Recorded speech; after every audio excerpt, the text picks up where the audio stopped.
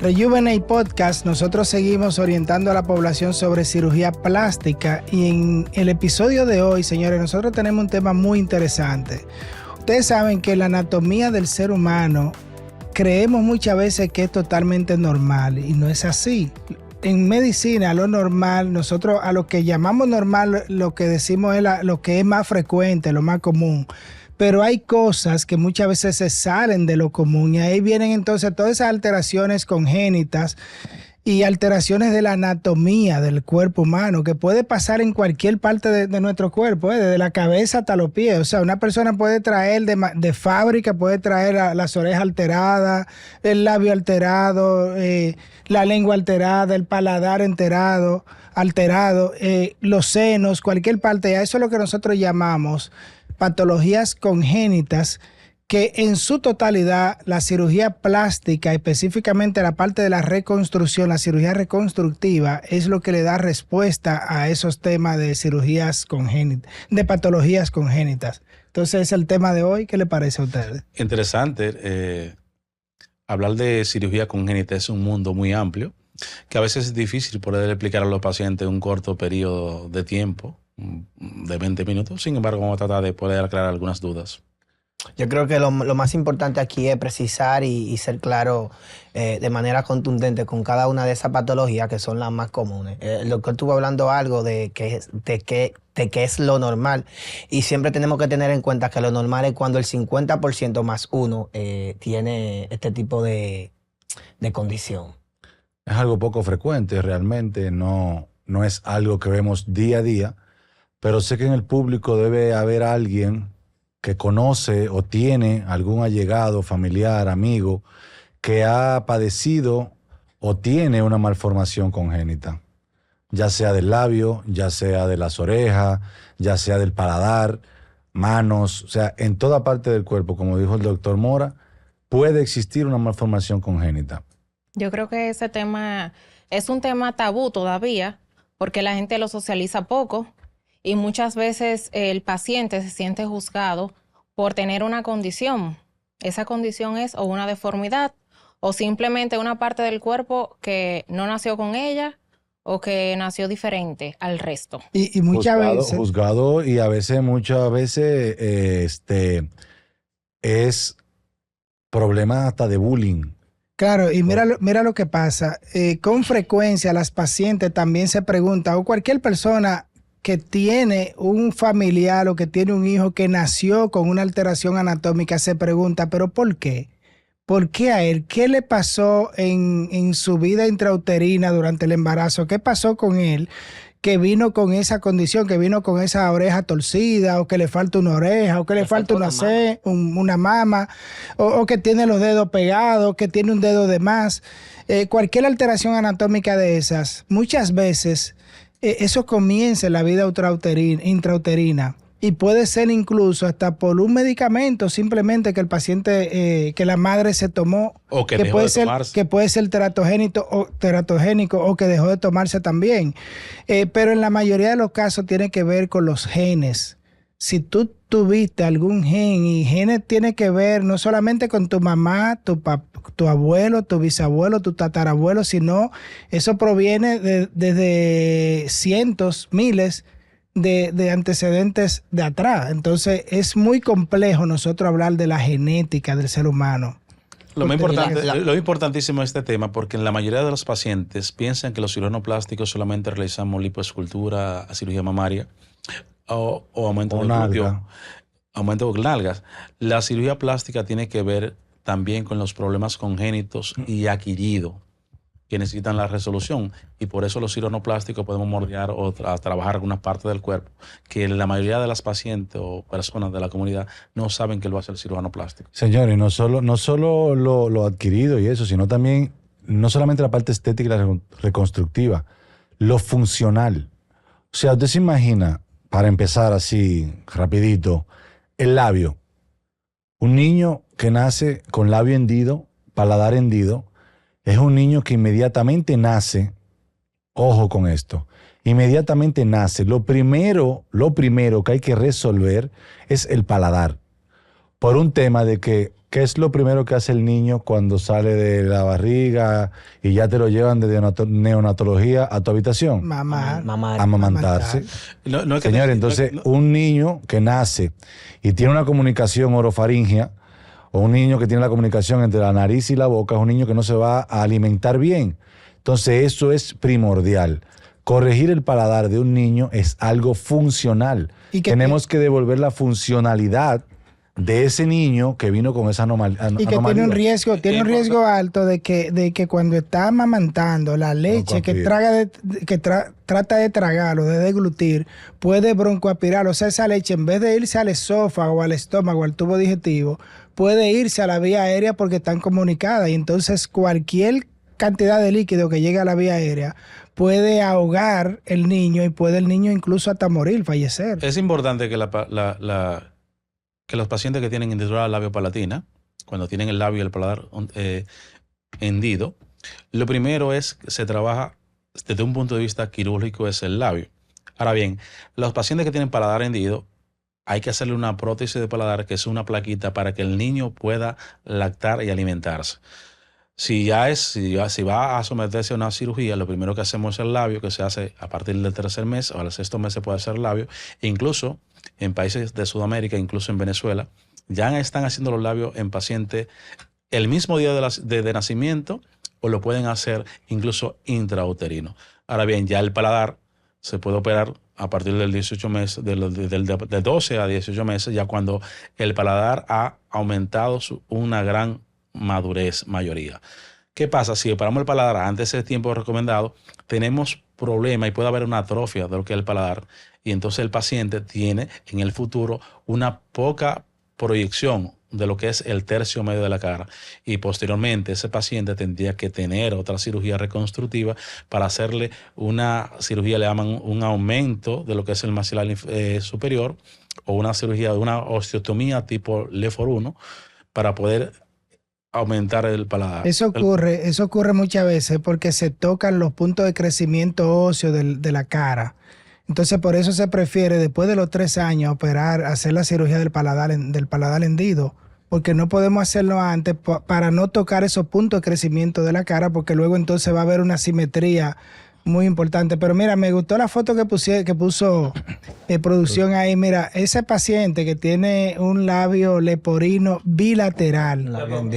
Recordamos que el término, labio leporino o labio hendido, es un término ¿cómo se conocía? Ya se conocía, es un término que está obsoleto pasado y que no se utiliza porque es un término despectivo. Lo correcto es labio hendido o labio fisurado. Y fíjense que el labio hendido, el labio fisurado, el labio palatino, como quiera que la población lo conozca, puede ser de un solo lado, pero también puede ser bilateral y es todavía más complejo. Fíjense, esa fotografía que está ahí, y ese paciente lo operaron, ya tiene una cirugía hecha.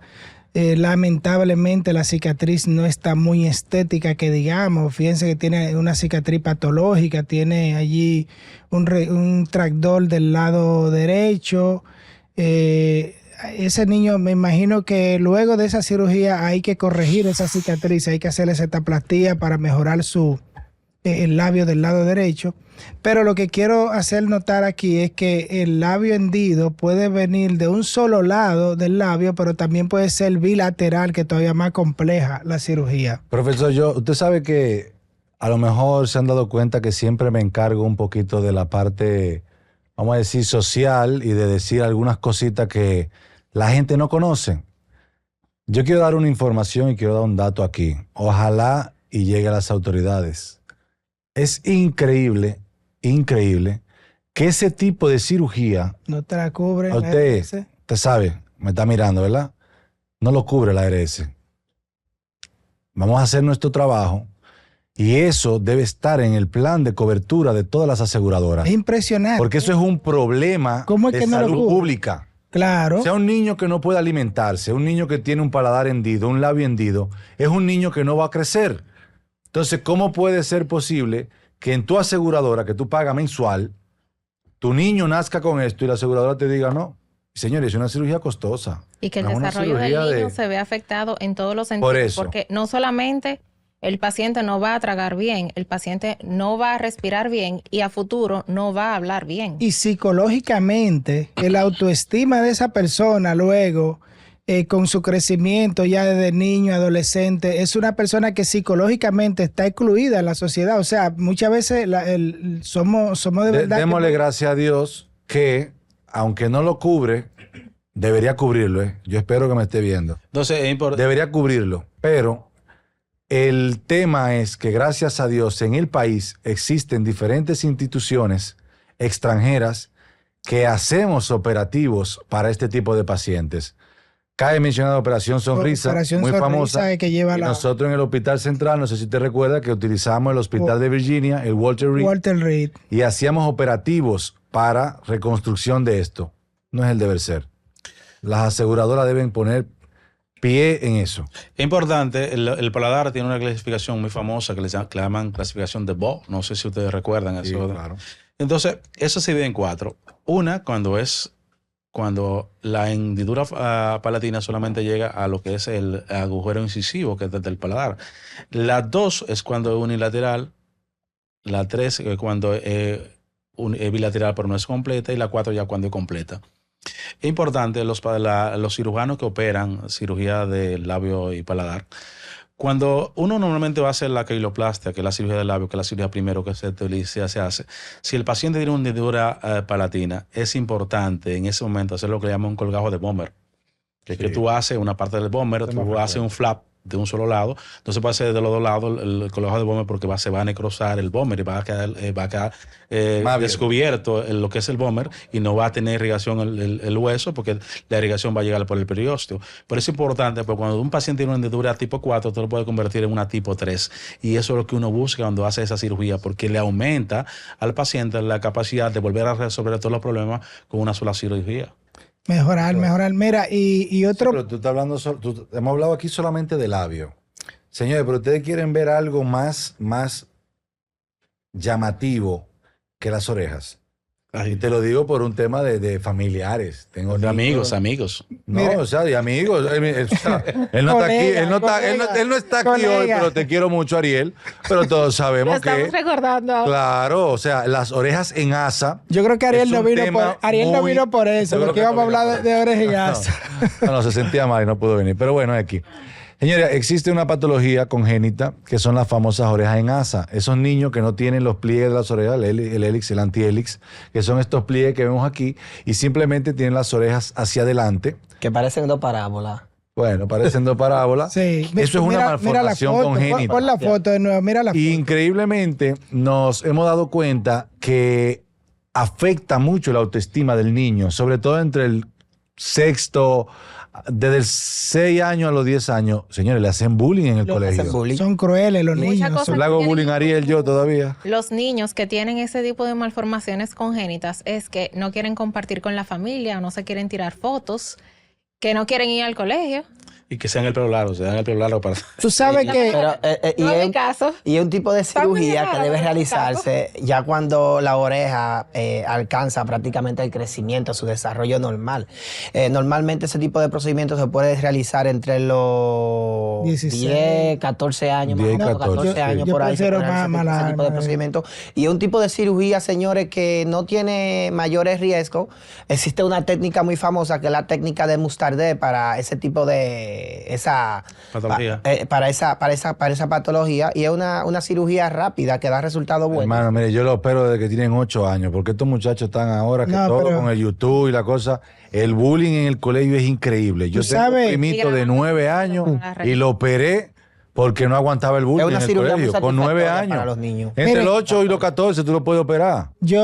Curiosamente, aquí en la República Dominicana, la incidencia de oreja en asa es muy baja. De verdad que sí. Aquí es muy baja en República Dominicana. Sin embargo, en Venezuela, donde yo estudié, donde estudiamos nosotros, la mayoría de los que estamos aquí, en Venezuela es muy, muy frecuente. Yo recuerdo que en el servicio donde yo estuve, en el Hospital Militar Carlos Albelo, en Caracas, que es uno de los hospitales más importantes de toda la región, nosotros operábamos por lo menos 2 o 3 casos semanales. O sea, no se iba una semana sin operar por lo menos 2 casos de oreja en asa.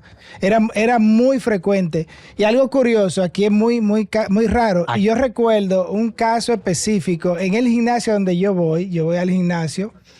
Y en el gym, yo recuerdo un señor. Yo recuerdo un señor que había, un muchacho muy joven, que tenía una oreja en asa, pero una oreja en asa increíble, como 2 parábolas, como dice el doctor Marx. Y yo siempre que lo veía, yo me curioseaba, yo estaba loco por decirle, oye, pana, mira, ven, yo te voy a operar gratis. Yo estaba loco por invitarlo y decirle, mira, te voy a resolver eso. Porque llamaba demasiado la atención. En el gimnasio yo recuerdo que él iba con su oreja, pero no hubo manera. O sea, es difícil para nosotros como médicos invitar a alguien así. Mira ese niño. El doctor acaba de decir algo. En donde se formó, en Venezuela, había muchos pacientes con esa condición. Y yo creo que algo muy característico y muy propio de esa región Venezuela, que son gente, en su gran mayoría, gente caucásica, personas blancas. Y, por ejemplo, esas orejas grandes son muy características de la raza blanca. A diferencia de nosotros, que somos una raza negra o mestiza, esas son las orejas de nosotros, son orejas pequeñas. Tengo descendencia española. Guzmán, y tuviste mucha microtia allá en Venezuela. Bueno, también era otra patología que yo recuerdo mucho, la microtia. Así como incluso la notia también. Orejas que son grandes, existen orejas que son pequeñas o orejas que simplemente no están. No nacieron. Esas son las microtias, que son otro tipo de malformación congénita. Entonces, el manejo va a ser siempre en etapas. Es un poquito complejo porque generalmente se necesita mucha cirugía, pero hay varios tipos de microtia y según el grado que tengan, se va a decidir la intervención quirúrgica oportuna que necesite. Y bueno, y otra patología también de cabeza y cráneo, Dorian, que tú recuerdas allá en Venezuela. Hay mucha craniosynostosis. Sí. Síndrome de Upper. Sí. Síndrome de Crusoe. Normalmente las craniosynostosis ocurren en la asimetrías faciales. Yo vi muchas asimetrías faciales. Sincero, yo nunca, tengo 11 años ya en el país, nunca he visto una craniosynostosis aquí en el país. Sin embargo, en Venezuela era sumamente frecuente. Habría que preguntarle a nuestro amigo Kelvin. Era muy frecuente. Que está en el Robert Reed. Sí. Pero yo no recuerdo, vuelvo y digo, no he visto craniosynostosis aquí en el país. Hay muchísimas patologías faciales congénitas que casi uno no la ve aquí, pero existen muchísimas. Muchas veces las malformaciones congénitas son patologías que se manejan junto con otros especialistas, junto con otorrinolaringología, junto con neurocirugía también, maxilofacial, el maxilo. Exacto. Es importante las malformaciones congénitas craniofaciales. El 70% está asociada, es aislada. Y el otro 30% normalmente viene acompañada de un síndrome, son sindrómicos. La mayoría de las malformaciones congénitas tienen algo que hay que investigar a nivel de corazón, a nivel de cerebro y así por el estilo. Siempre vienen combinadas. Pero estamos hablando de cráneo. Pero el 70% de la cirugía de nosotros son mamarias. Son mamarias, claro. Y existen malformaciones congénitas a nivel de la mama. Mira esa foto que tú ves ahí, eso se ve claro. Ahí hay un síndrome de Portland. Es lo que nosotros llamamos síndrome de Portland, a esa asimetría mamaria, que es una asimetría muy notoria. Yo creo que es una mama tuberosa. Creo que una mama tuberosa es. No se ve bien. Acuérdate que el síndrome de Portland le falta el pectoral mayor y ahí está. O le falta la mama. O le falta la mama. Aquí yo creo que una mama tuberosa. En el síndrome de Portland no falta la mama. La mama no se desarrolla bien y hay una asimetría como esta. Míralo aquí. Aquí sí hay un síndrome de Portland donde no se desarrolló una mama bien. Es raro en masculino, es mucho más frecuente en femenina. Yo he operado bastante pacientes de femenina. Aquí es frecuente. Yo he tenido varias pacientes con síndrome de Portland. Y que los pacientes masculinos no se vayan a confundir con la ginecomastia, que es el aumento de la glándula mamaria en hombres. ¿Por qué? Porque generalmente este síndrome ocurre en pacientes femeninas, pero hay pacientes masculinos que tienen una ginecomastia de un solo lado del cuerpo. Entonces pueden confundirlo con este síndrome y son patologías diferentes. O sea, te tienes que asegurar. Por la foto anterior, producción, hazme el favor. La foto anterior, esa, sí, efectivamente. Una mama tuberosa, lo que tenemos ahí, donde Snoopy Boobs, como donde lo conocen. donde el polo inferior de la mama no se desarrolló, que así es que se define. Y hay una bandeleta de tejido conectivo Que no se en ve el ahí. cuadrante interno de la mama que le crea ese aspecto de... ¿Ustedes se acuerdan en un anillo? Sí. El muñequito de Snoopy, la punta de Snoopy, la nariz de Snoopy, eso es lo que refleja una mama tuberosa. Que ahí no se ve el anillo, pero en vivo, en la paciente, sí tenemos ese anillo. Se nota y se palpa. Y ese anillo hay que romperlo, señores. No todos los cirujanos plásticos pueden operar ese caso de mama tuberosa. Mira, increíblemente. Esa cirugía es muy especial, es muy técnica. Es uno de los, muy de los pocos, oye, comí espagueti. Es uno de los pocos casos donde yo uso el implante prepectoral. Me da mejores resultados el implante prepectoral en el síndrome de mama tuberosa que retromuscular. ¿Por qué? Porque como dice el doctor Mora, irradio a las 12, a las 6, a las 3 y a las 9. Congénita. Es y queda muy bonita, muy redonda. Claro, lo importante es que lo importante en ese síndrome, en la mama tuberosa, es que tú tienes que radiar, sí, esa mama, quitarle ese anillo para que pueda desarrollar la mama en su base. Y ojo. Porque lo que pasa es que la base es muy fina y la mama entonces se torna, como el nombre lo dice, tuberosa, como si fuera un tubo, algo tubular. Increíblemente, señores, increíblemente, no dude usted que los 3, 4, 5, 6 años luego de su cirugía, la mama quiera volver a adoptar la posición que tenía de fábrica. Porque como usted vino de fábrica, es difícil cambiarlo, ¿eh? Mira, usted mencionó ahí algo de prepectoral y es bueno que aclaremos ese punto a nuestros seguidores, lo que es la parte del prepectoral. Ya la paciente llegan diciendo. Sí, pero entonces es bueno hacerle entender que prepectoral es cuando nosotros colocamos el implante por delante del músculo. Existen 2 maneras o 3 maneras de colocar los implantes, que son prepectoral, delante del músculo, retropectoral, o una técnica dual plan o biplanar, que es donde nosotros tanto cubrimos el implante con el músculo como con el tejido glandular o el tejido mamario. Así es. A manera de conocimiento. Entonces, ¿qué otra cosa? A mí me gusta mucho el tema de la simetría mamaria y el síndrome de Portland, porque he tenido pacientes y he tenido muy buenos resultados con esos pacientes, con una mama que no se desarrolló. ¿Qué tú le haces a esa falta de músculo? Ahí lo que yo le hago es, yo trato de cubrirla con prótesis. Yo le coloco una prótesis de mama pequeña a la mama que está pequeña, que no se desarrolló. No usa malla, no le pone una malla. No, normalmente no. Si veo que tengo tengo tejido suficiente, dejo mi tejido nada más y le coloco el implante detrás de lo poco de músculo que tiene, porque siempre hay un poquito de músculo ahí. Entonces, la otra mama lo que hago es que le hago una reducción de mama con pexia y trato de hacerlo lo mejor posible, que se parezcan lo más posible. Sí, claro. Nunca van a estar totalmente igual, pero que no se note la diferencia. Y ojo con esto, las pacientes deben saber que las mamas nunca son iguales. Nunca son totalmente iguales. Siempre una persona tiene una mama más que otra. Ahora, lo que no se debe notar, no se debe notar ni con la ropa ni sin la ropa. Entonces, si hay una asimetría, vaya al cirujano plástico porque usted puede conseguir una armonización de sus mamas de la mejor manera. Es así. Señores, los hemisferios cerebrales no son iguales, ni las hemicaras ni el cuerpo. O sea que si hay una malformación, esa asimetría se puede notar un poquito más, pero siempre estamos disponibles para buscar una solución. Por eso es que decimos siempre que cuando operamos una mama es un reto hacer 2 mamas y que las 2 se parezcan después de operarla. Es un reto realmente para el cirujano plástico. Y hay otras patologías también congénitas, como son también en la nariz, que pueden pasar en las manos. Señores, hasta en los órganos genitales. En la mano es muy frecuente también, ¿verdad? La polidactilia, la sindactilia. Un dedito de más, un dedito de menos. ¿Qué significa la polidactilia? Dedo de más. Una persona que viene, le dice, en mi pueblo le decían cinqueño, ¿tú te acuerdas? Sí, el cinqueño. Que viene con 6 dedos. Y no fue una brujería que le hicieron a la mamá, que muchos piensan que fue así. Y no fue que Dios la castigó, que también llegan con esos cuentos. Tú mencionas pila a nivel de los genitales también, que son muy frecuentes patologías congénitas a nivel de los genitales.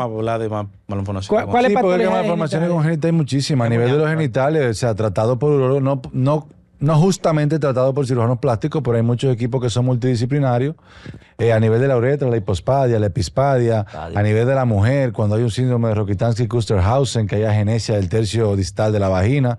Nosotros estamos en la capacidad de reconstruir una vagina completa. Claro. Sobre todo en otro tema lo vamos a hablar cuando hacemos esos pacientes trans que le encanta. Mira, una anécdota que te voy a hacer con ese síndrome de Rokitansky. Yo recuerdo cuando yo era residente en el hospital militar en Venezuela, tuvimos una paciente que la preocupación de ella era que ella no era solamente el tercio distal, ella era un Rokitansky completo, no tenía nada de vagina, no tenía introito, tenía la vulva, tenía sus labios mayores, pero no tenía introito, no tenía vagina. Una 13. Entonces, ella se iba a casar ya como en 6, 7 meses. Y la preocupación de ella era que el novio de ella no sabía que tenía la situación, no sabía que tenía esa falta de novio vagina. forzando. Él forzando, pero bueno, ella fue con nosotros al hospital y nosotros le reconstruimos una vagina. Yo recuerdo que la paciente, oye, eso fue un alivio que tuvo ella y su madre, su familia. Consiguieron ese alivio y se sintieron muy bien. El novio debe bien. mandarle un regalo a usted todos los años. El novio nunca se enteró. El novio nunca se enteró, por lo menos no hasta después de la cirugía. Supongo que tal vez ya se lo dijo, se lo comentó, pero él no se enteró nunca. Y nosotros le reconstruimos su vagina, vino el matrimonio, se casaron y todos felices. Todos felices. Hay ¿No casos le invitaron a la boda? No fueron a la boda ustedes. ¿Por qué usted fue que salvó ese matrimonio? El padrino de la boda tenía que ver. Bueno, debí ser, pero no fui. Señores, este tema es bastante interesante. Nosotros en una próxima ocasión vamos a seguir hablando de estos temas y lo que más nos interesa es Profesor, mire, esto es un educar tema a la población. poco conocido. Yo quisiera invitar a los que nos ven que si tienen alguna pregunta de malformación congénita en su hijo, en familiares, adolescentes, que nos consulten aquí, que escriban, porque es muy poco conocido este tema y muy poca gente habla de eso. Que escriban o que vayan a Rejuvenate, que ahí estamos los cirujanos plásticos a su disposición, y que no se queden, señores. Aquí el dominicano, yo no sé por qué, pero sobre todo en los campos, las personas en República Dominicana, le nace un hijo que le falta una oreja y se conforman y ahí lo crían y se queda así. Le nace un hijo que tiene un problema en un labio, en la mano, los dedos pegados y se quedan así. Señores, hay respuesta para eso. Para las patologías congénitas en cirugía plástica nosotros tenemos respuesta para usted cualquiera.